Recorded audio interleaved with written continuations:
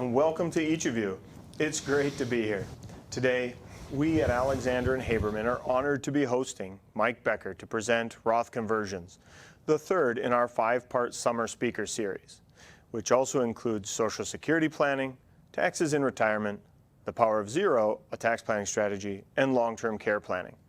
As we get started, I want to say a little bit about where this came from. After working with clients to take care of their health insurance, Medicare, and group insurance needs, we found that more and more of our clients were asking about things that were impacting their decisions. Things like inflation, Social Security, when to retire, if they could retire, how to pay for things like long-term care or leave a legacy. While it is true that I am a recovering financial advisor, I no longer practice in these areas. And so while I understand the impact they have on our clients' decisions and lives, we have chosen to partner with our long-standing financial advisory associates. And we look forward to having those advisors help us present information on these topics.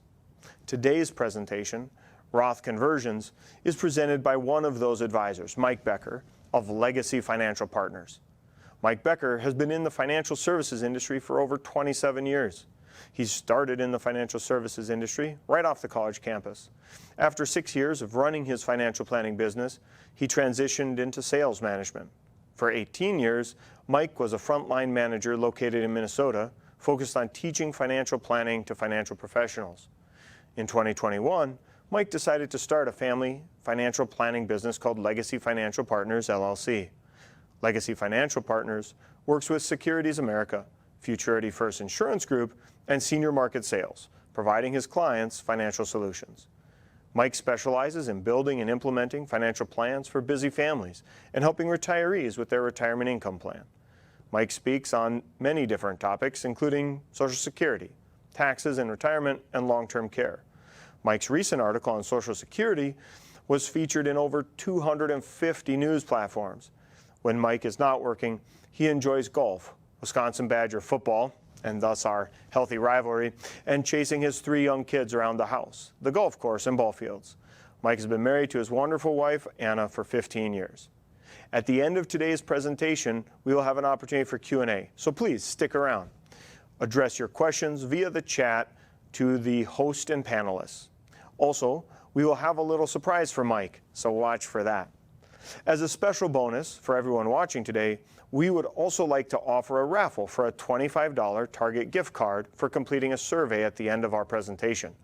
Everyone who completes the survey will be entered to win. Look for an announcement on our YouTube channel for the winner on Friday. Alexander & Haberman does not practice in the specialties of its speakers, but welcomes them here to speak for the educational benefit of our clients, friends, and guests.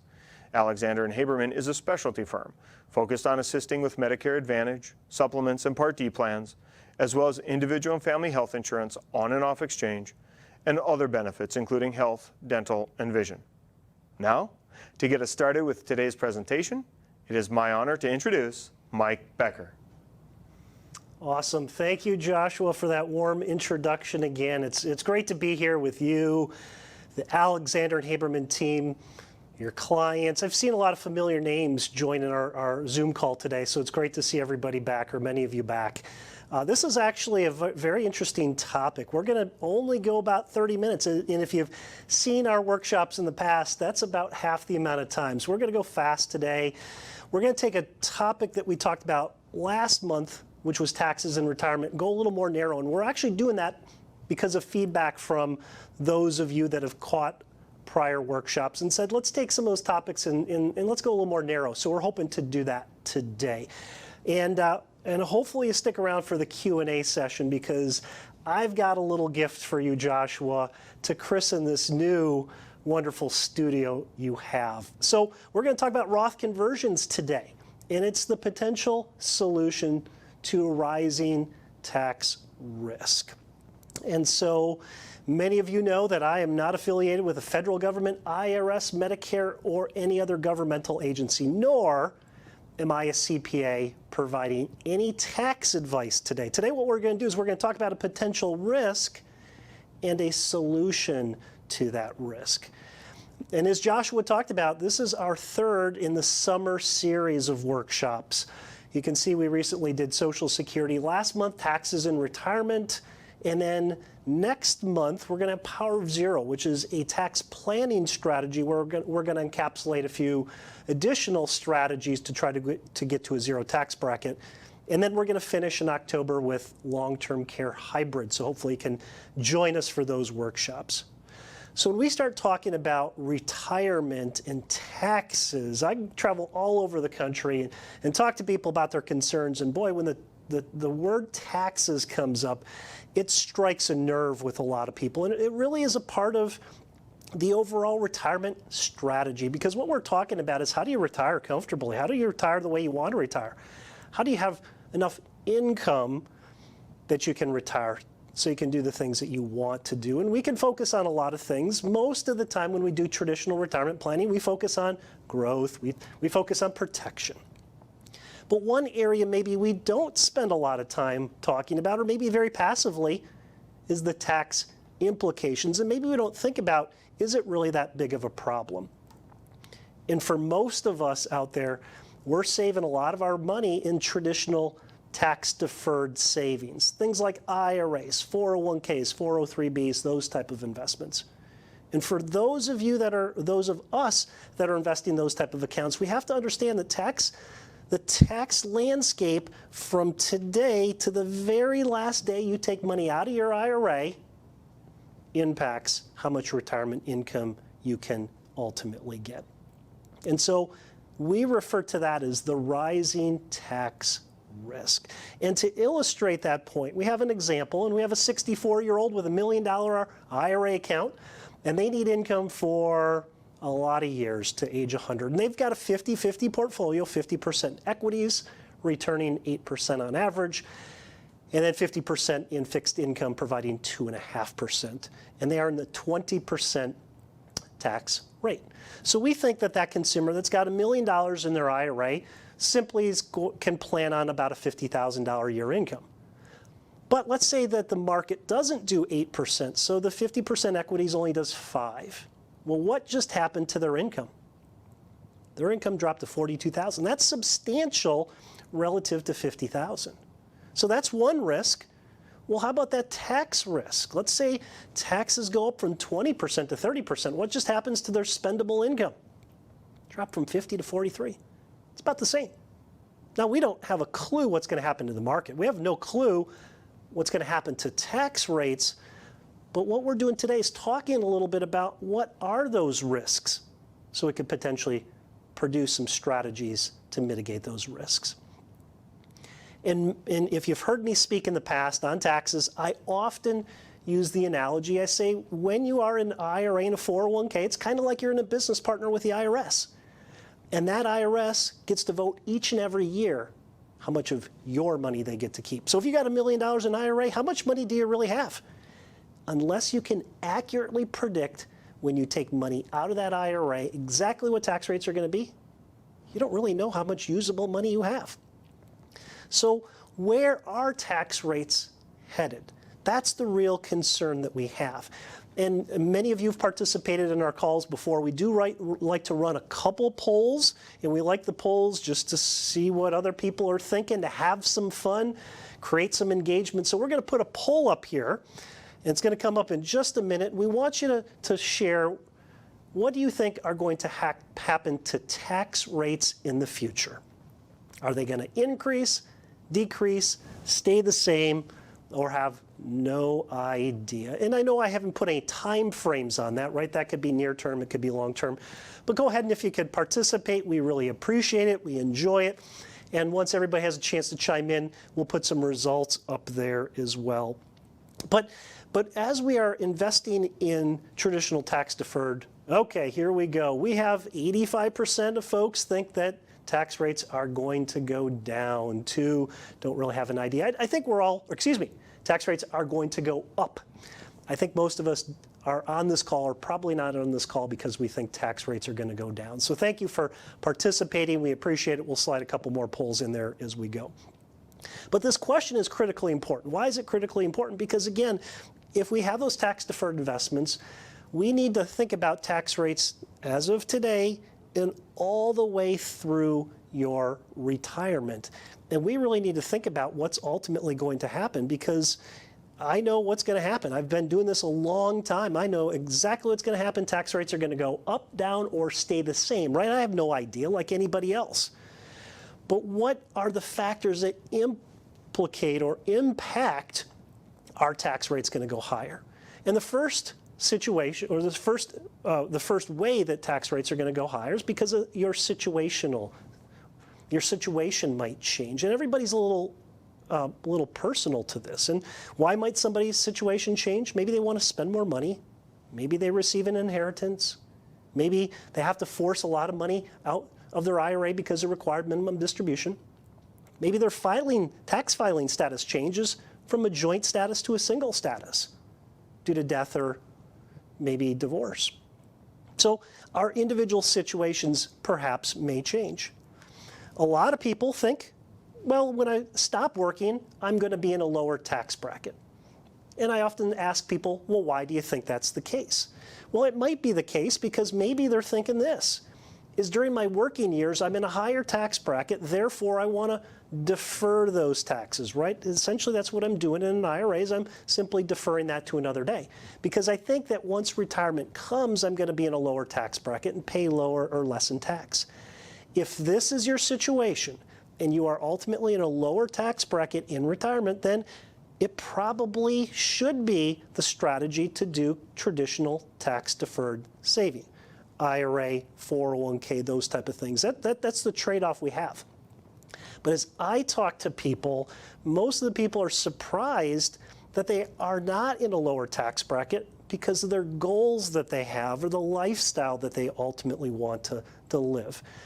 But the tax-deferred savings is a function of what do they think is going to happen to the tax rates. And I think a lot of that thought process goes back to prior generations, maybe the greatest generation, who went through the Depression. And when they retired, they reduced their expenses because they knew bad things happen. And maybe they took that lifestyle and they buy fewer things and save more money. That was maybe the greatest generation. I'm oversimplifying. But what's the baby boom generation looking like? What do I see? Is I see a lot of boomers saying, listen, I want my same retirement to look like my pre-retirement. I want to travel. I want to have the same lifestyle. I want to do things. So in many cases, those folks are in the same tax bracket because they have the mindset, they work, they save, now that they want to enjoy those resources.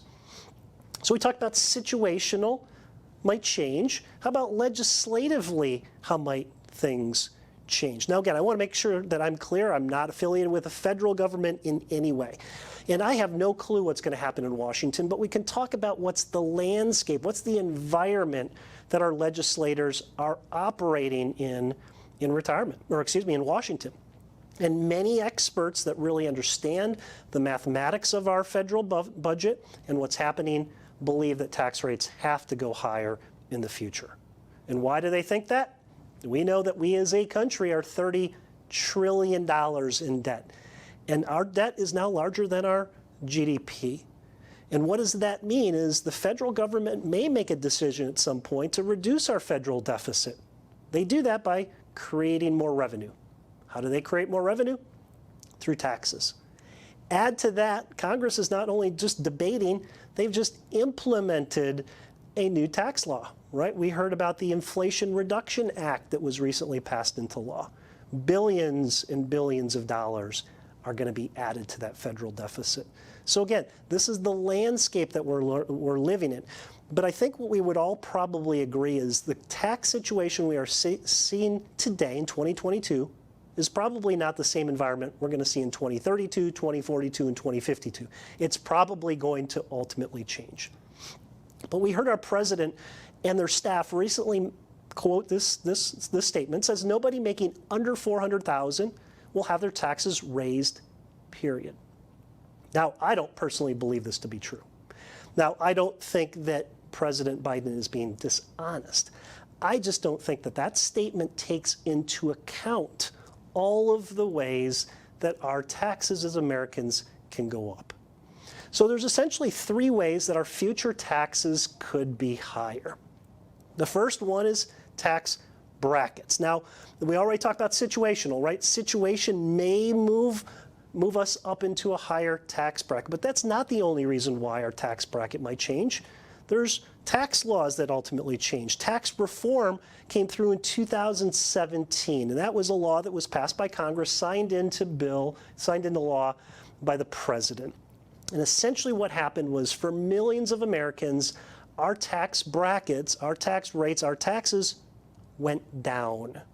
Now, the great thing was they went down. But the bad thing was that tax law was not made permanent. And what that means is in 2026, January 1st, 2026, unless Congress changes things, our tax rates are going to go higher. Why are they going to go higher? Because of the repeal that sunsets back to what rates were in 2017. So if Congress does nothing, is Congress pretty good at doing nothing? That Congress is really good at doing nothing, or maybe better said, gridlock is a challenge in Washington. So we have brackets as the first challenge, or reason why taxes might go higher. The second reason is because deductions might change. And in Washington, they can change deductions at any time. Let's just say you're making $100,000 with $20,000 in deductions. Your taxable income is $80,000. Let's say Washington changes deductions and reduces some deductions. Now your $100,000 of income with $10,000 of deduction shows $90,000 of income. Guess what? Your taxes just went up with a reduction of deductions. That's number two. Number three are new taxes. I'm always amazed when I see new tax bills being proposed, and the creativity that Washington has in finding new money or creating potential new taxes. It could be as simple as changing how Social Security is taxed, from 85% of Social Security being subject to tax to maybe 100. Guess what? That's a new tax. And that's the kind of thing where maybe it's not a bracket, maybe it's not a deduction, but a new tax is ultimately created, and we have several examples of that over the last 10 years. And so what we call all of those is legislative risk. And we just don't know what's ultimately going to happen, but the potential for impact and change is real. And again, the landscape we're living today probably isn't the landscape from a tax perspective 10, 20, 30 years from now. So there's a few ways that we can plan for that. The traditional way that's been done over the years, we call micro tax planning. And the goal is simply, how do we reduce taxes this year? The other strategy is a macro tax strategy, where the goal is to reduce taxes over the lifetime of that asset. It's two different views of how do you do your planning. What we do for our clients is we do a macro analysis, and it helps our clients really analyze what is the cost. What is that potential burden of their tax-deferred account? And that truly does provide a drag for retirement income. So let's dive in and let's talk a little bit about Roth. So most of us probably do know what Roth is, because Roth has been around almost 25 years now. It's hard to believe. And we know that Roth accounts have the potential for tax-free income. And the farming analogy we always use is we think about, well, taxes are paid on the seed, not the harvest. And what's great about the strategy is once you've paid taxes, you know exactly how much you paid. And those taxes are behind you. And there's no impact. In our taxes and retirement workshop, we talked about these hidden interactions. Social Security, Medicare, capital gains. Those are not impacted through Roth money as well. There's other tax-free streams of income. And we're going to talk a lot about this in next month's workshop called The Power of Zero. We're going to try to find as many streams of tax-free income as we possibly can. Many of you have seen those in the past. Again, today we're going to focus on number 3, which is Roth conversions. The Roth IRA, Roth 401k, Roth conversions, health savings accounts, cash value life insurance, income under a certain limit, standard deduction, potentially Social Security, potentially reverse mortgages. So let's go through and talk a little bit about compare and contrast a Roth IRA and a Roth conversion. So we want to make sure everybody's comfortable with a Roth IRA, which is on the left side. And most of us know that we can contribute up to $7,000 per person if you're over the age 50 per year. Now, those contributions can be made at any age, but they must have earned income. That earned income can actually cover a non-working spouse. So if I'm a working spouse, if I make enough, I can contribute to my Roth IRA, and I can contribute $7,000 to my wife's Roth IRA. But one of the challenges is Roth IRA is subject to income test or income limitations. So if I'm a family filed jointly, my adjusted gross income is over about $214,000. Technically, I can't contribute new money to a Roth IRA. If I'm a single person, it's about $144,000. If I make over that adjusted gross income, I cannot contribute to a Roth IRA. So let's contrast that to a Roth conversion. So what's a Roth conversion? It takes a traditional IRA account and turns it into tax-free if certain conditions are met. Now, what I want to make sure we understand is as we convert the money, it is a taxable event. Roth conversion is not a tax avoidance strategy. It's a tax now strategy because we want to know exactly how much we're going to pay in tax, because right now we have no idea what the tax landscape is going to look like in the future. There are no age limitations or restrictions, and there are some limitations as far as unwinding a Roth conversion. So those are the general thoughts of a Roth versus a Roth conversion. So why would we want to do a Roth conversion? What are some of the reasons why people do it? Number one, it's a hedge against future tax rate increases, as we talked about. If tax rates go up even 1%, it makes sense to pay taxes at the current tax rate. Number two is achieve greater tax diversification. This really ties in with number four, where some of these hidden interactions don't impact you nearly as much, but to have the flexibility to be able to take out tax-free money in retirement is very important. Number three, we talked a lot during our taxes in retirement workshop about required minimum distributions. At age 72, you have to pull money out and you have to pay taxes. We don't have to do that with Roth IRA, so that money can stay in that Roth account. No income, no impact on Social Security, capital gains, Medicare, like I spoke about. And then ultimately, many of these IRA accounts are going to go to the next generation. Roth IRA goes tax-free. Okay, so those are some of the reasons why people do Roth conversions. Well, what are some of the decisions that you have to use to evaluate, should I do a Roth conversion? So maybe some things that we have to think about that may prevent us or encourage us not to do it. Number one is your outlook on future tax rates. Now again, most of the people on this call feel like tax rates are going to probably go up at some point in the future, but if you thought tax rates were going to go down, maybe you don't do a Roth conversion. Number two, sources of funds to pay the taxes. This is really important if you're under 59 and a half. Then this is a really important point. Number three is, what is my time horizon on that money? Is that money short term? Do I plan on spending that in the next 3, 4, 5 years? Well, maybe Roth conversion isn't the best idea at that point. Number four is the presence of undervalued assets. I'm going to talk about that in a minute. And number five, again, we talked a lot about in our taxes and retirement workshop, is we talked about tax brackets and where are you on the tax map. So what you can do is you can convert enough where you can fill up a tax bracket but not jump into the next bracket. Okay, we're going to do a quick poll again. Thank you everybody for participating. This is a fun question, and again, we always have not sure's up here. If you have no idea, that's okay. But if we took a look, we can go ahead and throw up the poll. When is the best time to do a conversion? Is it when the market is up, when the market is down, or not sure? So if we've got the poll up there, hopefully we have the poll up there. If you go ahead and participate, we appreciate it. When is the best time to do a Roth conversion? Market up, down, or really have no clue? And this is really important when we start to really make the decision. So we'll see if our poll results are going to pop up here in a little bit. I'm sure they will, like they always do. But as we move along, we're going to move along and actually put some math behind that question. There's our poll right there. All right, market's down. Okay, thank you everybody. That's exactly right. So let's think about this.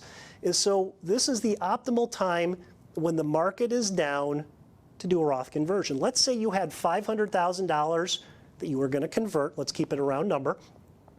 January of this year. Well, let's say that account now is worth $400,000. Well, would you rather convert $500,000 for taxes or $400,000 from a tax perspective? 400, right? This is a big deal. This is 20% down. So when the market goes down, this is a great strategy, whether it's today or any time in the future. When the market goes down, it's an optimal time to do a Roth conversion because you're doing it on sale. Okay, thank you again, everybody, for participating. We appreciate it. So as I said, let's put some math behind this concept of Roth conversion. So we shared, here's the reasons, but with the analytics out there like me, I like to have things proven from a math perspective. So our example is a 64-year-old that has a 25% tax liability. The account that we're talking about is a $500,000 IRA, and that IRA is going to continue to grow at 5%. So that's our base case scenario. So what we're going to do is we're going to go through the potential of taxes, and there's essentially 3 categories that might generate taxes on this IRA. So the first one that you see, it says total taxes paid on RMD or required minimum distribution. So we're assuming that this person has to start taking money out at age 72, which is required minimum distribution. They'll take it out till the age 90 when they tip over dead. So what are the taxes paid on that? Now, we're going to assume when people pull it out, what they often do when they pull the money out of the IRA, they take it and they put it where? In another taxable account. We call those non-qualified accounts. Generates more future tax. That's number 2. Number 3, again, we talked about this in taxes in retirement workshop. When the children receive that IRA, they pay taxes on it as ordinary income. So those are the 3 ways that that IRA could potentially be taxed. Remember, tax rate's going to change between now and the last day a dollar comes out of that account. So let's put some math behind it. Okay, so the taxes paid through just required minimum distributions is about $204,000. Remember, we take the money that we pull out of RMD, we probably put in another taxable account, a non-qualified account, and that generates taxes to the tune of about $96,000. What's left at age 90 gets transferred to the next generation, and they pay $156,000 in taxes. So what's the total tax bill from that $500,000 IRA? $456,000 will go to the federal government. They're sitting back waiting, and they will eventually get that amount based on the numbers that we put in. So that's our current scenario. Well, let's talk about the mathematics behind doing a Roth conversion. So we're going to convert it to tax-free. So we're going to do the same $500,000. We're going to do a conversion. We have to look through the same lens: required minimum distribution, saving the money, and then passed on to the next generation. So we know that when taxes are paid on the Roth, we're paying those right away. So we pay $125,000 instantly. Remember, it's not Roth conversion is not a tax avoidance strategy. It's a tax now strategy. So now that money is in Roth, which we know that that will stay and continue to grow tax-free. So we have no more taxes in that Roth account. And when that Roth IRA gets transferred to the next generation, they also, our kids also, do not pay taxes. So what's our total tax bill doing a Roth conversion here? $125,000. So this is one of the macro analysis. These are the things that we do for our clients. And a little bit later, we'll actually share with you a way that you can get an analysis of your situation. So what are the total taxes on the left? Over time, over $450,000 that's paid on that $500,000 IRA. What if we do the Roth conversion and pay that tax today? It's $125,000. Which one looks better to you? That's not a polling question. Obviously, one of those numbers looks a little more attractive to the other than the other. Okay, so that assessment was based on tax rates being the same. Now, we started this conversation saying most of us think the tax rates are going to go higher. So what if tax rates do go higher? And I believe we've got another poll coming up here because this is, again, just fun. This is very abstract. But the question is, if tax rates do go higher in the future, how much higher do you think they'd go? Do you think they go 20%, 30%?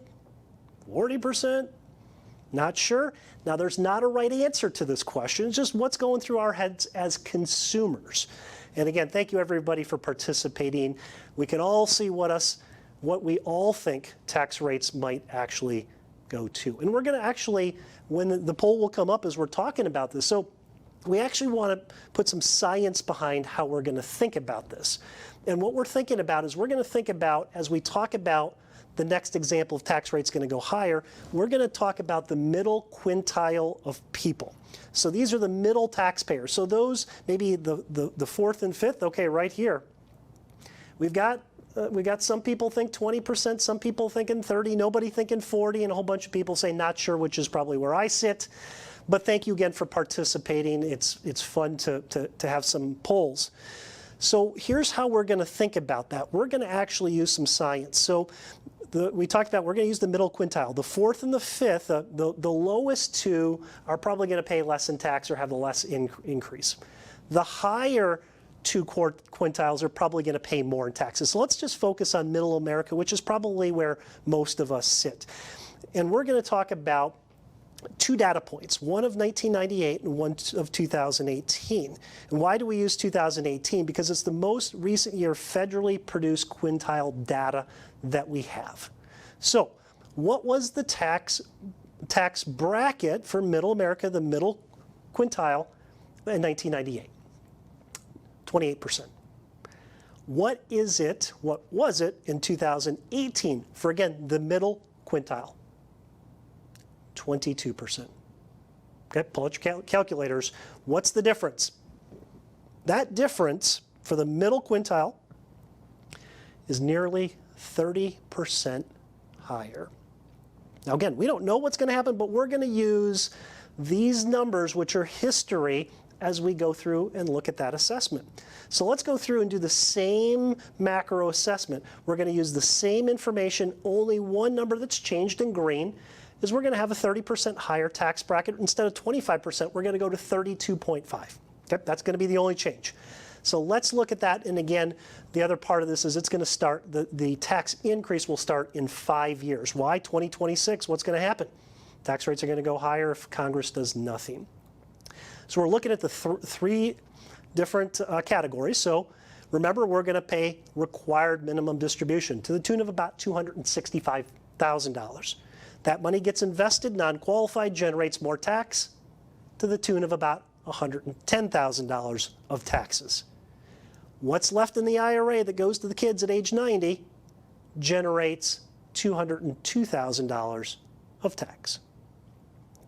Add it all up, $578,000 of taxes on that $500,000 IRA. What does that look like in Roth? Again, it's a tax today, right? We do the Roth conversion, take care of the Roth conversion the next couple of years. We know we pay $125,000. So let's look at our scoreboard here, right? We know if tax rates just stay the same, we know that we have a potential tax bill on that IRA of $450,000. If tax rates go up 30%, maybe that's not $450,000, maybe that's $580,000. Now again, we don't really know what it's going to be. It could be higher, could be lower, but this is a risk that's out there. On the right side, do we pay the tax today, pay tax now strategy, $125,000 and let that money continue to grow? Because again, we know why may our tax rates rise? Situational, right? Our lifestyle, we receive an inheritance, we decide to spend a lot of money. We have a lot of money to pull out of our required minimum distribution. Our filing status changes from joint to single. Situations might change. Legislatively, things might change. Our brackets could change. We know they're going to happen in 2026 unless Congress acts. Deductions could change. New taxes could be instituted. So remember, this isn't a run out and convert your IRA today, right? We don't want to encourage you to go do that today. We encourage you to think about this risk and a potential solution. So again, here are some things that we talked about earlier that you want to look at when you evaluate. What is your future outlook on tax rates? Do you have other sources to pay the taxes, especially if you're under 59 and a half? What is that time horizon? And I think I really made a case today that IRA for many of us could be 30, 40, 50 years. Presence of undervalued assets. Maybe one of your investments is down substantially. Great time to do a conversion. And where do you sit on that tax map? How much room do you have before you jump into the next tax bracket? Okay, as we get ready to wrap things up here, I wanted to again remind everybody that next month we have the Power of Zero workshop, and we're going to talk about tax strategies. Again, how do we get potentially to the zero tax bracket, right, where we can insulate ourselves from a lot of changes in Washington. October, we've got our long-term care hybrid conversation, some of the creativity that's happening in long-term care space. Okay, as we finish our workshops, we always want to provide some value-added resources so we can not only get you riled up maybe about some of these topics, but provide some solutions to the potential problems. And we have 3 things that we're offering today to help out. Number 1 is for anybody that's interested, we're happy to do a macro tax report. And that's essentially what you saw in the presentation today. Number 2, this ebook that we have is called The New Holistic Retirement. It really ties in with the exact conversation we had, plus a lot more really good insight to what's planning like in the 21st century, not again what our parents' generation or grandparents' generation did. And then thirdly, as always, the recordings are available to this workshop and any prior workshop. So I'll leave this up here for just a second. So if you want any of those materials, the report, the ebook, or the recording, just go ahead and chat it in, and we'll make sure that we capture that. In addition, if you'd rather not chat, you can always just send an email. So you can take a picture of this slide and you can send me an email with any questions you have, comments, any resources, anything that we can do to help. You can feel free to reach out to us directly. And I'll just leave that up here before we go ahead and finish. And again, as we're wrapping things up, I'm going to share a quote, and then we're going to jump into Q&A to answer a few questions that we have. Okay, so hopefully everybody had a chance to gather the information and chat what it is that you need. Now, Judge Hand had this quote a few years ago, and I think it really encapsulates what we're trying to talk about today. There are 2 systems of taxation in our country, one for the informed and one for the uninformed. And I want to compliment everybody for taking time out of their schedule today to learn about this, right? Not to make you an expert, but you're trying to become informed, because there's a lot of people when it comes to finance that put their head in the sand and they find out too late. So great job taking advantage of this material. Hopefully you're able to take away a few things from today's conversation. So we'll leave this up here. Again, my contact information if anybody needs to reach me. Thank you to all of those that attended the presentation. Thank you to Joshua and the team for the opportunity to be here as well. So I think it's time for us to go to Q&A. Well, thank you very much, Mike. We really do appreciate that, and we are looking forward to all of your questions. Remember to send those to host and panelists. We'll make sure we take care of that for you. We want to thank you for being one of our many experts, and we know that that expertise comes from education, and we want to recognize that effort that you've put into becoming an expert. And so we've got a little gift for you. Ah, how nice is that? Yeah, so we know that you went to that school across the river, so we thought you might appreciate that little gift. Ah, a golf towel. My passion for Badger football and my passion for golf. Well, thank you. That's very kind. You're very welcome. We are glad to do that. And we really want to be recognizing all of our alma maters and the education and the expertise that they bring. And so I thought that we should also have one for my, and maybe many of your alma maters here. So we've got a little something from the U of M as well. If you could please bring that over, that would be super. So. Look at that. I think your towel is a little bigger than my towel. I think I got outdone. Just trying to do our Minnesota best. Well, I appreciate that. Well, I've appreciated this opportunity, Joshua, to be here.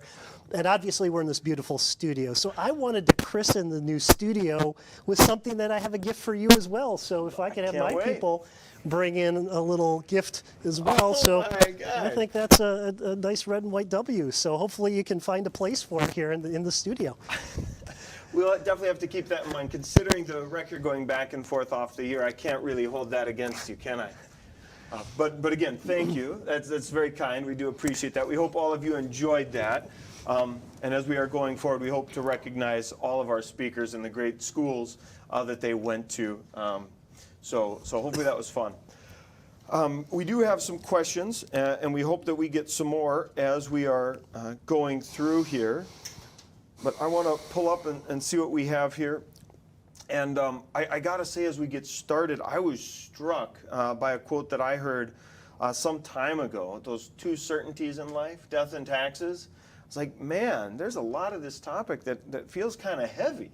And so I was wondering if I could maybe bring out a silver lining. Because I remember I've seen this presentation a few times now as we were going through rehearsals and the other things. And that slide where you did the example of the amount of taxes. Starting with $500,000, I think in your first run through, it was like $456,000 of taxes. And I'm going, oh my God, that's almost everything. Probably took me till the third run through that. I'm like, oh, it was supposed to be growing all that time. Do you have any sense of how much actually was kept or retained by that beneficiary? We didn't necessarily do that analysis in that report. That tax report simply is to show over that extended period of time. Because I think for many years, too, as a financial advisor, Joshua, we really did the micro-tax planning. What am I paying in tax today? Maybe a little bit in the future, but we really didn't, or what's it look like in your first year of retirement? We really didn't think about what's it look like from retirement date, right? 65 to 85, 95, in the tremendous amount of taxes that are out there. And in really starting to add the mathematics up and say, okay, is there a better way? And obviously, Roth conversions haven't been around for a long time, and where now everybody can do those Roth conversions. So again, some of these things that maybe we are hearing about today, it's not that they're not popular, it's not that they don't work, maybe they just haven't been around. So we as a practice, financial planning practice, are always finding these things out. We know what the problems are, but now we've got some solutions to some of these potential problems. Problems haven't changed. They're all out there. They've always been there. But again, this is a different generation, because the boomer generation out there, the generation before us, they had Social Security, they had pension, they had a little bit of supplemental. Our boomers, they got these giant IRA accounts, right? And so now they got to turn those into income. So some of this is becoming more and more apparent, the ravage of the potential cost of taxes. Absolutely, absolutely. Well, I was looking for a silver lining there. I'm sure there is one with the amount of money that comes out, but the tax difference was absolutely astronomical. I remember slide, I think you showed it a couple different times, gave a number of different things that people should consider if they're looking into making this and whether or not it's the right fit for them. Are there some things that really jump out to you as potential flags where this might not be the right time to convert? I would say nowadays, as I look at things again, thinking about what's happened in Washington, really that legislative risk, I would say the default is to do the Roth conversion. So a couple reasons why we encourage people not to. And I think I sort of alluded to those is the first one, for people under 59 and a half, for people over 59 and a half, they can use their IRA money to pay tax. The under 59 and a half comment I made, because we know when we pull money out of IRA, what's happened? There's an early distribution penalty, right? So for those of us that are under 59 and a half, we have to have a reservoir of cash or money to pay that tax. And not everybody is sitting on a reservoir of non-qualified assets or cash. So, and that's something that I really didn't stress that maybe we can stress here is, this is not an all or nothing proposition, right? We use this $500,000 number. you can do a $1,000 Roth conversion. You can do a $5,000 Roth conversion. So people can do little Roth conversions, and I think it's less about should I do a Roth conversion, it's more about how much should I actually do, Joshua. Maybe I'm not doing the whole 500, but maybe I do 15 or 20,000 this year. Maybe I do 15 or 20,000 next year. So I think one of those groups is under 50, 9.5 if they don't have the cash. The other group, and I don't see this a lot, but sometimes people are really have the mindset that they plan on spending that, whatever this chunk is, in the next 3, 4, 5 years. In that case, maybe the math doesn't support doing a Roth conversion, but the longer that asset sits there, it's a compelling case to do a Roth conversion. Yeah, it's definitely something that I've been thinking about myself for a long time, and I've never found it easy to think about, just because of the number of variables, and time is such a huge one. So let's actually talk about a piece of that, because our audience is asking about it.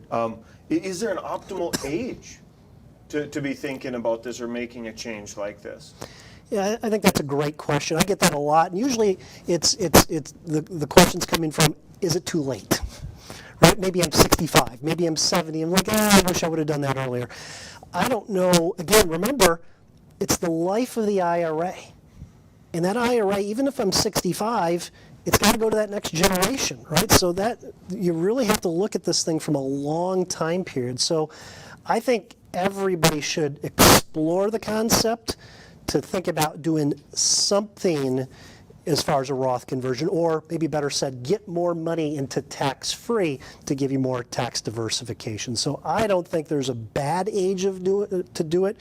Whether they're 22, we're encouraging your kids when they leave their employer, they roll their money over into IRA, do a Roth conversion right away. They're in a beautiful position to have a lot of tax-free money when they get to retirement. So that's fantastic. I think as you're talking through this and as you're giving the example from a moment ago about not having to do 500,000, about potentially being able to do 1,000 or 5,000, right? It really brings to mind this idea of, well, how do I decide how much? Okay, so I'm maybe leaning towards doing this, I'm exploring it. What are kind of the factors that might drive doing more or less? Sure. So talk to a professional, I think, is one thing. But the way that I would start that, Joshua, it's back to the tax map or the tax bracket that we talked about in taxes in retirement. So if I'm in a situation, and let's say where I'm at from an income perspective, and I have, let's just make up a number, I have 30,000 before I go into the next tax bracket. That's probably where I would start, is I would maybe do a 20 or 30 before I'd leap into another tax bracket. That's where I probably would start. Now, let me go back to one of the questions that was posed earlier is, where may I not want to do a Roth conversion? We love doing Roth conversions for anybody in the 22% tax bracket or less. So 22, 12, or 10. And we really like the idea of 24% for just 2% more. You can do up to, as a household, up to $380,000 of income. Jumping from 24 to 32, we don't love. So maybe that's back to where might I not do it. We really do think our belief, and we could be right or wrong on this, but our comfort level for the most part is 24% tax bracket, which again federally is federally for a couple is about $380,000. For a single person is about $170,000, plus or minus. Those things always seem to move. The goalposts are just so hard to keep track of when you're talking about tax rates. Well, I guess I want to double check to see if there's any last questions that are coming through from the audience. So we'll give you a minute or two if there are any other questions you want to sneak in there. And while I'm waiting for those, I just want to ask again, you mentioned, I think, on one of your presentation screens that there are maybe 7 or 8 different tax-free categories. Is there another tax category that competes with the Roth conversion when people are kind of trying to decide how to optimize the buckets that they can withdraw from when they get into that retirement space? So that's an interesting question, a good question, Joshua. I don't think any tax-free form of tax-free money is better than any other. Now, all that said, health savings accounts are probably the most ideal of all the tax buckets out there, because you got tax-free going in, tax-deferred, tax-free coming out. So if we talk about the best tax bucket out there, health savings account, right? And that's your space from a health professionals. HSAs. But any of those are better than taxable. So we're not necessarily biased with the Roth IRA makes sense. Roth 401k if you have access to it. Roth Conversions we talked about. Cash value life insurance makes a ton of sense. And you start to get into, if you do a really good job, and that's a great segue to next month's presentation on the power of zero, because that's what we're doing, is we're taking a look at all of those, Joshua, to say how do we do as many of those as we can, so potentially when you get to that point, you could potentially be in a 0% tax bracket, right? And then things, Social Security is not taxed. Where's my Medicare is about as cheap as it can possibly. I'm not paying cap gains. I mean, there's just unbelievable if you can actually get to that zero tax bracket. And that's what that next presentation is ultimately about. Well, we will definitely be looking forward to that. As we do wrap things up here, I want to remind everybody that there will be a survey at the end of the presentation, right? There will be a raffle associated with that. We are very much looking forward to sharing that $25 gift card with someone who completes that. So please do stick around and do that. We also want to encourage you to reach out with questions, reach out with comments, reach out with suggestions for other topics. We'd love to share those with you. The announcement on the winner for that raffle will come on Friday. We will share that via our YouTube channel. And we want to encourage everyone to keep your eye on our website, on your email. We'll continue to share the links and the registration opportunities for those upcoming presentations so that you can take advantage of them. We look forward very much to seeing you again, and we thank Mike for sharing everything with us. My pleasure. We look forward to talking to you again down the road. My pleasure. Thanks for the opportunity. Thank you, everyone, for attending Alexander and Haberman's Summer Speaker Series and today's presentation on Roth Conversions. Woo! This is a fun game. I'm going to just restart here and see if I can gather myself. That was a bit of an adventure there with the prompting tool. So I want to thank everyone for attending today's presentation of our Summer Speaker Series by Mike Becker on Roth Conversions. Want to also thank Aaron, who's been running our technology, as well as Caleb, Brittany, Zena, Christian, Jackie, Nicole, and Beth. If you do have another topic, or if you'd like to interact with one of our hosts or guests, please email us at workshops@mnhealthagents.com. Don't forget to like and subscribe to our YouTube channel to get the latest content. As a reminder, Alexander & Haberman is a specialty firm focused on assisting with Medicare Advantage, Supplement, and Part D plans, as well as individual and family health insurance on and off the exchange, as well as other benefits including health, dental, and vision.